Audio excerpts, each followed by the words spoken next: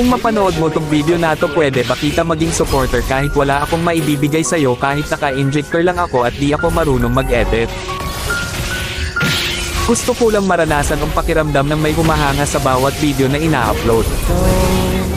Sobrang saya kasi pag nakikita mo na may sumusuporta sa'yo kahit na simple lang mga ginagawa mo. Nakakasipag gumawa ng video at hindi nakakasawang mag-upload.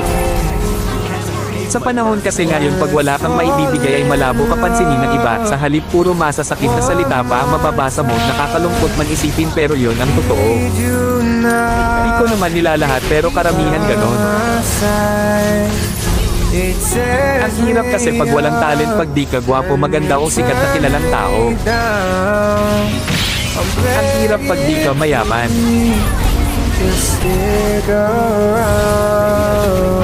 Okay lang sa akin basta lagi lang akong gagawa ng video kahit wala pang pumansin. Ang mahalaga lang sa akin ay yung mga alala pagdating ng panahon na mababalikan mo.